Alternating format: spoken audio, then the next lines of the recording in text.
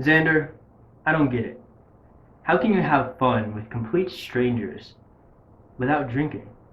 I mean, when I get a little tipsy, it's easier for me to laugh and have fun and say things that I want to say, especially when I'm around people that I don't know.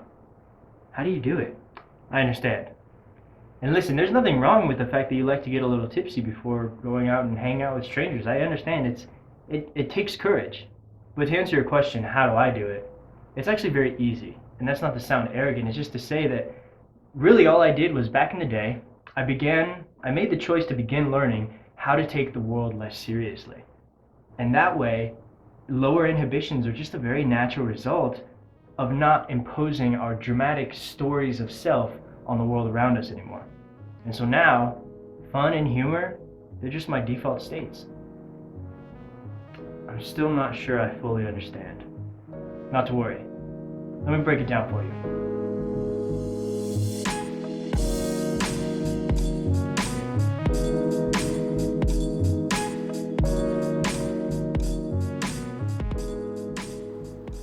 Inside each one of us lives a dramatic shadow of ourselves. Many people call this ego. I sometimes refer to it as the ego. Oftentimes I'll just refer to it as the dramatic self, or the dramatic shadow of myself. And the reason is because it is very much that. It is always concerned with these dramatic stories of itself that are always rooted in this sense of lack. And it has two primary mechanisms that it is always concerning itself with. On the one hand, it is concerned with self-protection, and in that way it makes it very fearful. And on the other hand, it is concerned with self-demonstration, and in that way it is very prideful. So on the one hand, it induces fear in us, and on the other, it induces pride. And it does so in that order. First, we're afraid of actually chasing our dreams, actually taking proactive steps and concrete steps towards the realization of our goals, because we're afraid of getting rejected, we're afraid of messing up, we're afraid of embarrassing ourselves. I think the most fear-inducing, at least for me, was I'm afraid of being found out. I'm afraid of exposing myself as a fraud. I'm afraid of being seen as someone who isn't welcome, and that is just terrifying to me. I'm afraid of being incongruent in that way. But let's say that you muster up the courage to go ahead and take action anyway, despite the fear, or for whatever reason you do finally take the leap into chasing your dreams. Well, now that same voice that was keeping you from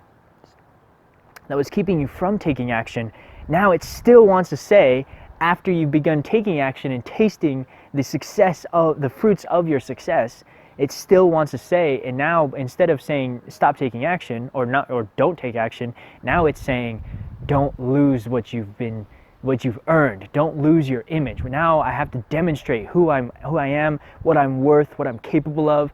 Now this is where we start trying to be cool. We start trying to prove something to somebody else or to ourselves. And if you see, both of these mechanisms, self-protection and self-demonstration, and all of the manifestations within both of those categories,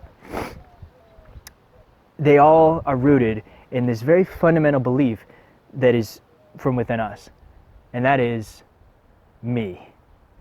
Me, me, me. It's always about me. It's a story of me, and I matter.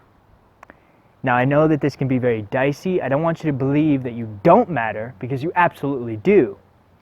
But I think the distinction is more so in the how much I matter versus how much others matter, or how much I matter versus how much something larger matters. Whether that larger be a vision or an essence within ourselves, which I call God. Feel free not to do so yourself, but that's what I feel. And if you believe that this phantom I, matters more so than something larger, that's when you run into the problems of the ego, the fear, and the pride. So now we understand the problem. Let's talk about the cure. Before I dive into the tips, I should be very clear. There is no catch-all solution. There's no pill that you can swallow and just eradicate the ego from your life entirely. At least not in my opinion. To this day, still struggle with social anxiety sometimes. I still, when I go out, I get nervous, I get stifled, I run out of things to say, or I say stupid stuff, I say dumb jokes that are not funny. I start trying to be cool, I start trying to demonstrate something because I feel like, oh, now I have this image that I don't want to lose, and all of that, okay? I still very much struggle with this, and so what I'm offering you here is not a immediate solution to getting rid of your ego, but more so a little bit of a structure to hold on to that I'm hoping will put you on a path, this journey that you can walk alongside with me to gradually and continuously release yourself more and more from the grips of the ego over time. And that way you become freer and freer and freer. So with that being said, let's jump right in. The first thing I'm going to share with you here is to adjust your goals. I'm not sure what you're after with playing this game. Maybe you want to just get better with people. That would be an excellent goal. Maybe you want something more concrete, like getting laid, or getting numbers, getting dates, establishing business connections, or whatever else.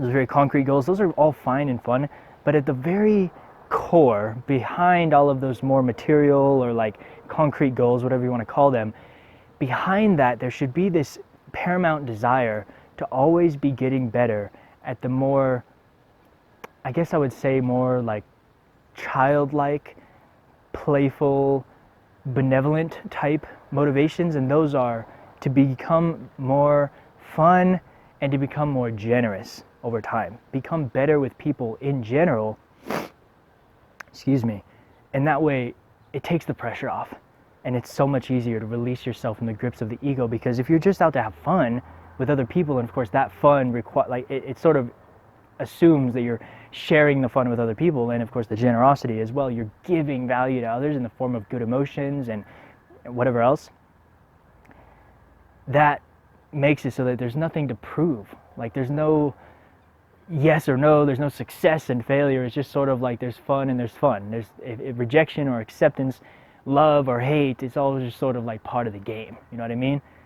The next thing here is your beliefs. This is probably more important, and going along with that, it's also probably more difficult to shape these in the way that you want if you're already in sort of a rut of having poor beliefs that have been keeping you confined for however long. But I've offered some guidance on that. If you want to shift your beliefs, I offer some guidance in the 10th episode special of few videos back, Committing to Our Dreams. It's about frames and visualization. So, feel free to reference that. I'm just going to share with you my personal beliefs that I've trained myself to have when going out and just permanently.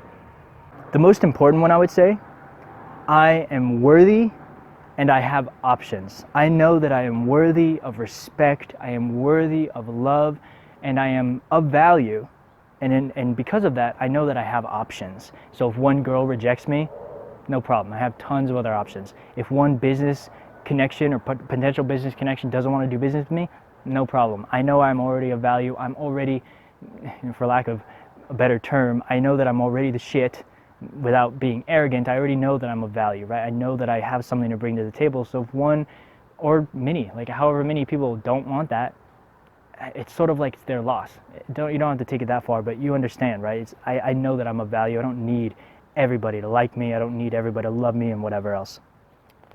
The next belief that I have that makes going out and socializing so much more fun and so much easier is that I know, and I am certain of this because I believe it sort of becomes a self-fulfilling prophecy.